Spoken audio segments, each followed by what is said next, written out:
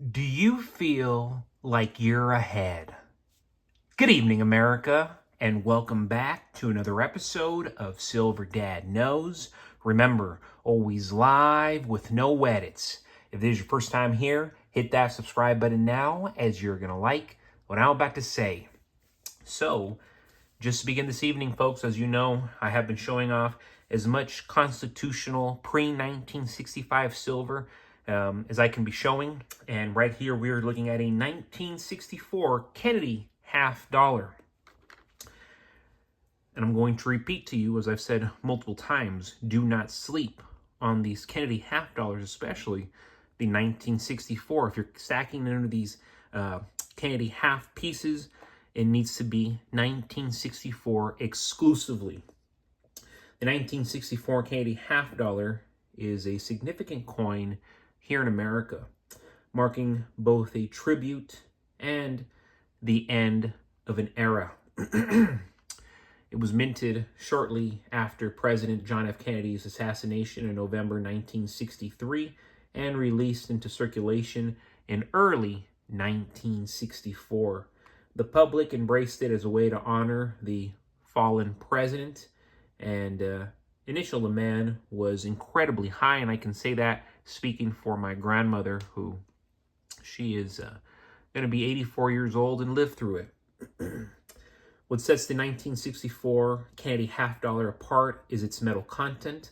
It was the last regularly circulating half dollar struck in 90% silver, weighing 12.5 grams. It contains approximately 0.3617 troy ounces of pure silver.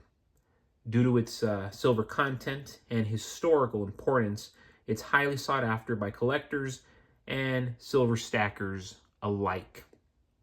Over 429 million of these coins were minted between the Philadelphia and the Denver mints, making it common in terms of quantity, but still valuable due to silver content.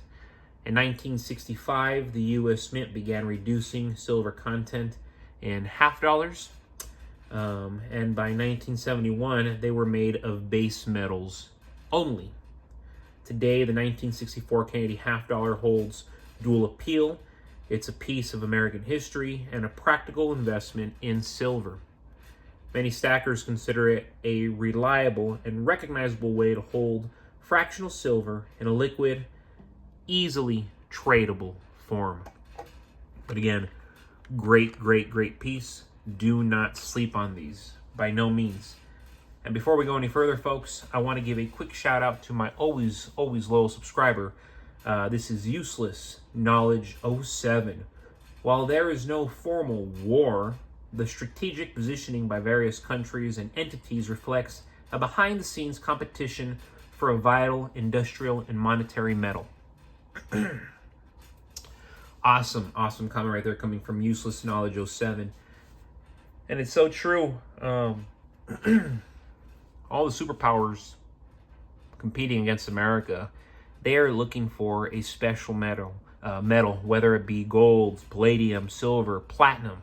They are looking for a special metal that they hold dominantly against the rest of the world, against their enemies. And for the longest time, America was the big boy on the block when it came to gold and silver. And as we all know, we have sold off so much of our gold and silver. And it's no wonder why America is in the position that it is in today, why its citizens are in the position they are in today. Silver, folks, is essential. You know, the same way you need your pantry filled, you need your vault filled. You need your closet filled. You need ammunition. You need firearms. You need non-perishables. You need precious metals. These are essentials. Yes, get ahead on your mortgage. Get 2, 3, 4, 5 months ahead on your mortgage. Have at least 3 to 5 months of precious metals to last you. Have plenty of firearms and ammunition to complement your lifestyle, to protect you. Have plenty of non-perishables and bottled water, because people think, oh no, well, I have purified water. My water's purified. My water's good. Well, What happens when you can't tap into that water source and you need actual bottled water? Have bottled water. Rotate your bottled water. It's common sense, folks. The same way you need matches, the same way you need lighters, the same way you need candles. Essentials. They laughed at my stack years ago. They laughed when I chose ounces over unnecessary vacations, silver coins over Nikes or Adidas, and rounds over iPads and a newer phone, a newer computer. They said I was paranoid, wasting money on shiny metal that doesn't pay interest. But what they didn't understand was that silver wasn't only a hobby, it was an insurance. Every ounce I stacked represented hours of my life converted into something real, something governments couldn't print and banks could not freeze. I was gambling on price. I was betting on survival. When times are good, they mocked the idea of saving in silver. Inflation was under control. Interest rates were low and credit was easy. Everyone thought the boom would last forever. I'm talking about myself. I thought it was going to go on much longer, at least 2 or 3 more years before it ended. But while they financed lifestyles that they couldn't afford, and I'm speaking about those who laughed at my stack, I quietly stacked. Week after week, I bought a few ounces. It didn't look like much at first, at the time. You know, I told people, oh, yeah, I got 10 ounces, I got 15 ounces, I got 20 ounces. But you know, it's funny. Consistency became my secret weapon. Each coin was a small rebellion against a system built on debt, built on deception, the very system that we all serve.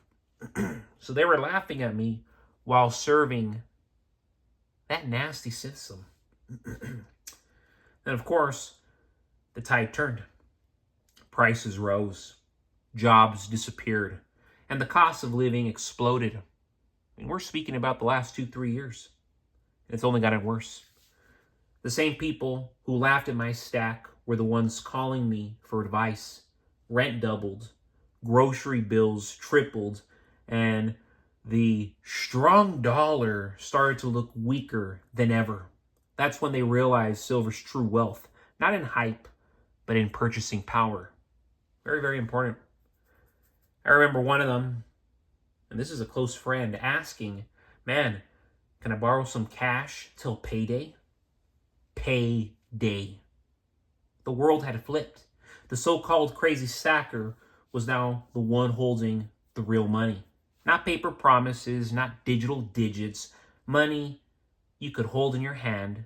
Money you could trade. Money you could trust. That's when it hit me. Stacking is not about impressing people. I used to think it was. But again, stacking is not about impressing anyone. It's about independence. While they were spending, I was preparing. While they were laughing, I was learning. And when the system started cracking, I was already miles ahead. The power of silver isn't in its shine. It's in the silence of being ready when the majority panic. Because when people panic, we notice that it's not just a few. It's always masses here and there that are panicking. Lots of people here and there that are panicking all at once. But they laughed at my stack because they did not understand it. They saw metal. I saw freedom. They saw weight. I saw wealth. And as their dollars lose value, my ounces gain strength. Now they hit me up for money, but I don't gloat. In the end, the biggest return on my stack has not been profit. It has been peace of mind. And people will pay a whole lot of money to have peace. A whole lot of money, not just to be physically peaceful, but more notably to be mentally peaceful, to be content, to know that, hey, you know what, I'm doing the right thing. And that's one of the reasons, folks, why, again, I have had peace of mind now for years, because my finances are in order, and you're seeing exactly, precisely why my finances is in order, and yours absolutely need to be as well if you are a serious stacker like myself. But folks, as always, thank you so much for joining us for another evening, another episode of Silver Dad Knows.